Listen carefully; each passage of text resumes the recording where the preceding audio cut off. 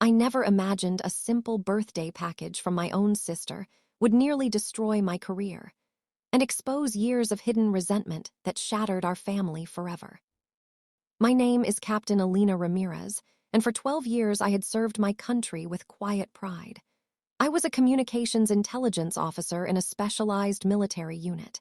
My days were filled with classified briefings, late-night shifts monitoring threats, and the heavy responsibility of keeping my team safe. It wasn't glamorous like the movies, but it mattered. I mattered.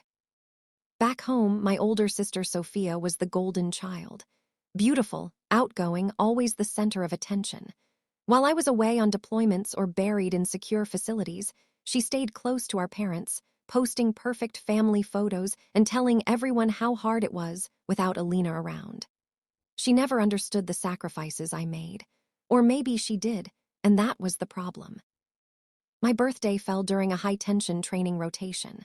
I was exhausted but looking forward to a quiet moment. When the mail clerk handed me the neatly wrapped package with Sophia's familiar handwriting on the label, my heart lifted for the first time in weeks. "Happy birthday, little sis. Thought you could use something special from home," the card read. Inside was beautiful wrapping paper with ribbons. It felt thoughtful, something she rarely was toward me. I carried it back to my desk, smiling softly. A few teammates teased me about getting spoiled. I was about to open it when my commander, Colonel Marcus Hale, walked into the room. He was a man of few words, respected by everyone for his sharp instincts and calm under pressure. He stopped mid-step, eyes locking on the package. His expression changed instantly. "Ramirez," he said in that low, authoritative voice, "step away from the box, now." The room went silent. My smile faded. I froze, confused.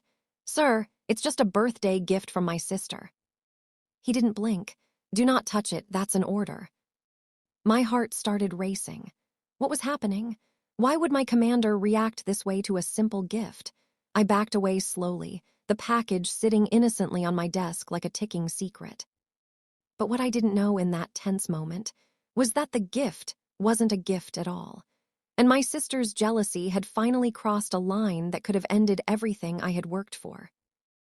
The next hours blurred into a storm of protocol and fear. Security teams were called. The package was carefully removed by EOD specialists. I stood in the hallway, arms wrapped around myself, feeling exposed and small. Whispers spread through the unit. "Ramirez got a suspicious package." Her own family. Colonel Hale pulled me into his office later that afternoon. His face was serious but kind. He explained that the shipping label and weight had raised red flags, unusual for a personal gift. Initial scans showed something inside that didn't match normal contents. They were treating it as a potential security threat until proven otherwise. I felt my world tilt. My own sister? Why would she send me something dangerous or even suspicious on my birthday? We had our differences, sure. Sophia had always resented my career.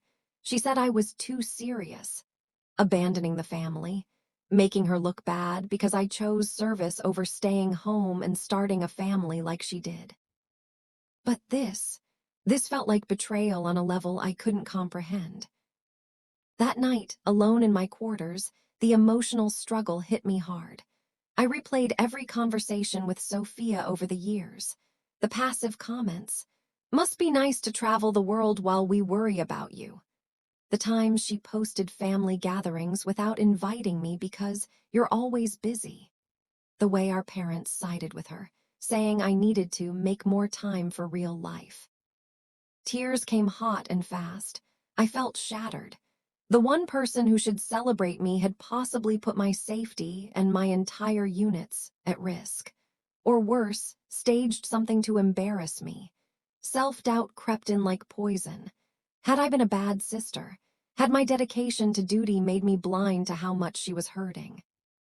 The investigation took days. I was temporarily reassigned to light duties while they analyzed the package.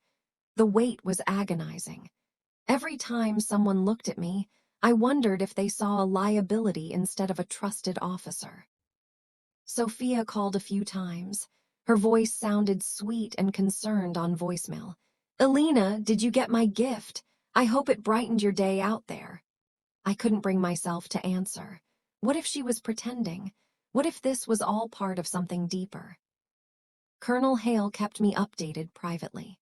The contents were revealed to be a cleverly disguised device, not explosive, but something that could have interfered with secure communications if opened in the wrong way. It looked like a fancy photo frame with hidden tech inside, the kind that might record or transmit data without obvious signs. Sophia had included a note, "So you never forget where you come from." The realization broke me further. This wasn't a prank. It was sabotage wrapped in sisterly love. She wanted to undermine my position, perhaps get me flagged for security concerns, or simply make my life harder because she couldn't stand my success. The emotional weight was crushing. I spent nights staring at the ceiling, questioning every choice that led me here. The shift from pain to strength was slow and painful.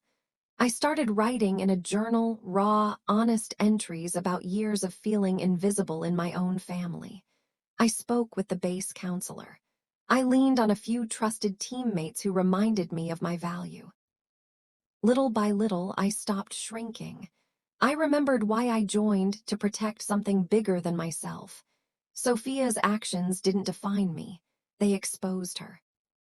But the betrayal ran deeper when I learned through discreet channels that Sophia had been complaining to our parents and extended family for months.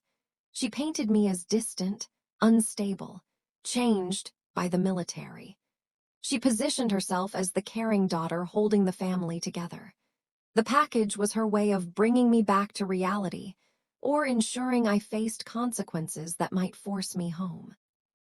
When the full report came back, Colonel Hale called me in again. "This could have been much worse, Ramirez. Your sister crossed a serious line. We're handling it internally for now, but you need to decide how you want to move forward." I left his office with a quiet fire building inside. The pain was still there, but so was resolve.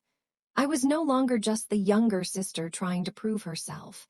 I was Captain Alina Ramirez, and I would not let this destroy me.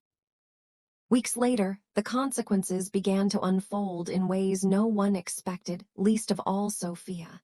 My commander supported a formal review. Because the package had entered a secure military facility with potentially compromising tech, it triggered an official inquiry. Sophia was contacted for questioning. At first, she laughed it off as a misunderstanding and a thoughtful gift. But when investigators showed her the analysis and asked pointed questions about the hidden components, her confidence cracked. Our parents were devastated when the truth reached them. Family group chats exploded with messages. Relatives who had sided with Sophia started asking hard questions. The golden child image she had carefully built began to crumble. I didn't yell or seek dramatic confrontation. Instead, I wrote her a long, calm letter, not for revenge, but for closure. I poured out years of hurt, the resentment, the comparisons, the way she made me feel small for choosing service. I told her the package had nearly cost me everything, and that her actions had exposed the truth about our relationship. Sophia's response came days later, a tearful voicemail full of excuses and partial apologies. She admitted feeling overshadowed, jealous of the respect I earned, afraid I was leaving her behind. But the damage was done. Our parents set boundaries. Extended family distanced themselves from her version of events. She faced real accountability, not punishment in a loud sense, but the quiet loss of trust and the weight of what she had risked. For me, justice felt like breathing again. Colonel Hale commended my professionalism throughout the ordeal. My team rallied around me. I was cleared completely and even received recognition for handling the situation with integrity. In the months that followed, I rebuilt stronger. I visited home briefly, not to fight, but to stand in my truth. Sophia and I had a quiet conversation where she finally saw the depth of her actions. Healing wasn't instant, but it began.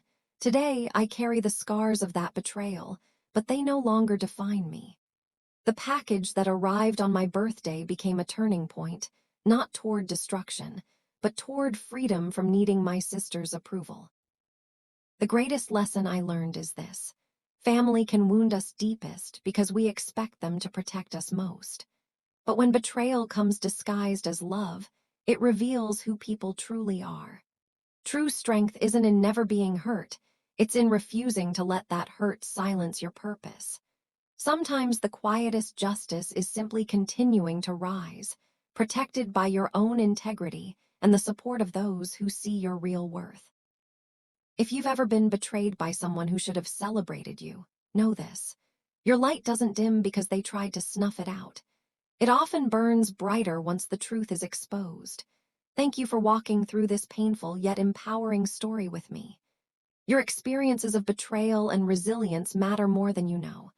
If this touched your heart, please like, subscribe, and share it with someone who needs to hear that they are stronger than the pain. Drop a comment. Have you ever received a gift that revealed someone's true feelings? I read every single one. Until the next story, protect your peace, honor your path, and remember, you are enough, exactly as you are.